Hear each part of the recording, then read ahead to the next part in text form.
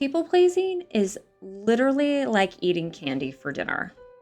You're choosing a bowl of Sour Patch Kids or those peach gummies for dinner, and you made the hunger pains go away, but at what cost?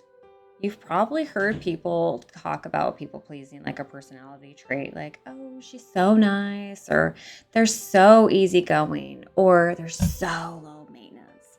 But we have to get honest about what's really going on underneath it all.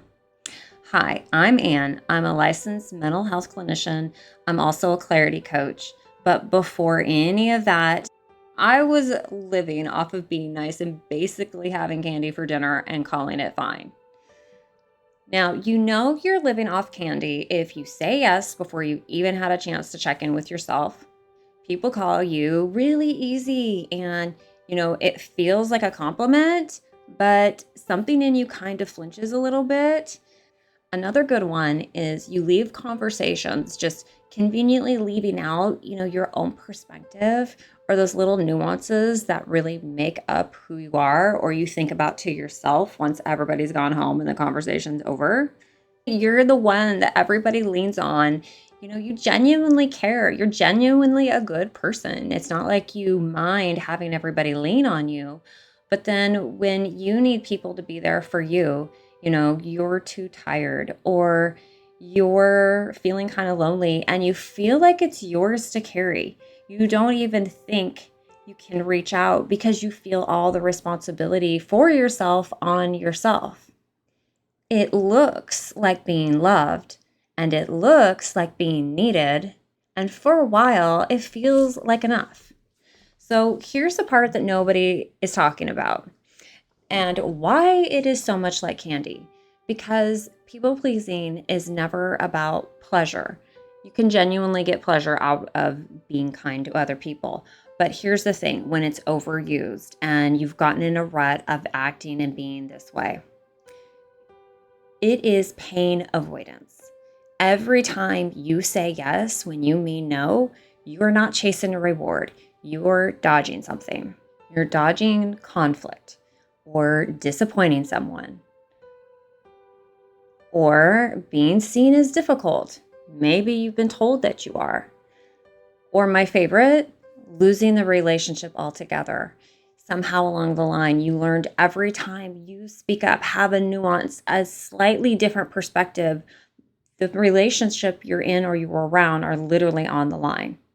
Your nervous system reads no as danger, and so it reaches for the fastest way back to safety, which is saying yes, smoothing it over, making yourself smaller, and it's not a character flaw. That is your body doing exactly what it learned to do to keep you safe. So here's the crash though, just like after eating a bowl of candy, and I do love me some gummy peaches. But, candy was never meant to be sustainable. It was never meant to fuel us like a well put together meal is, right? Like a nourishing meal. And so here comes the crash. And it's not resentment toward other people, but it's isolation. Every time you leave your own perspective out of the conversation, you're never actually witnessed. Those pieces of you, those nuances that make up who you are and that complexity can never be seen because they're never offered.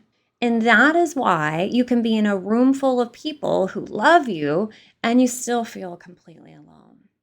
Real connection can't happen when half of you, or let's be honest, 3/4 or 9/10 of you is missing from it. And here's the trap. You do it to avoid conflict or to avoid being judged or rejected or being considered too much. But every time you edit yourself out to avoid someone else possibly rejecting you, you have chosen to reject yourself first instead. And this is the part that's just so sad to me. We literally are rejecting ourselves. We're choosing it before someone else can do it to us. We don't even know in that moment that's actually what's happening. And that comes at a cost that no one else can see because you are the only one that knows what you left out. And then here comes the decay of doing this too often over and over and over again. So after the crash, something slower that is happening is the decay.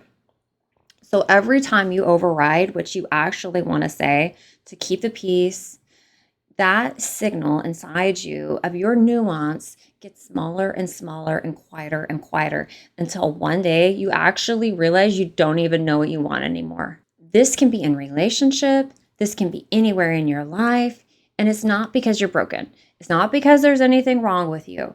It's because you've been living off of candy so long.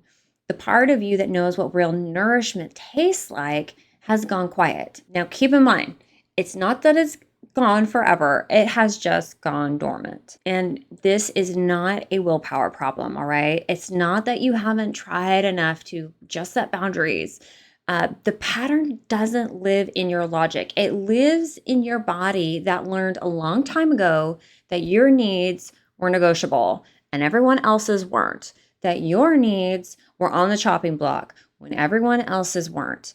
And you can know all of this intellectually and still find yourself reaching for that candy tomorrow over and over again. And that is the gap between awareness and change. And if you want to know exactly what this looks like in real time, that tiny moment when you choose candy over yourself, I break it down in the video linked right here. I would love to hear in the comments times where you find yourself reaching for that candy versus checking in with yourself first and offering those little nuances of who you are so you can have a real connection in your life.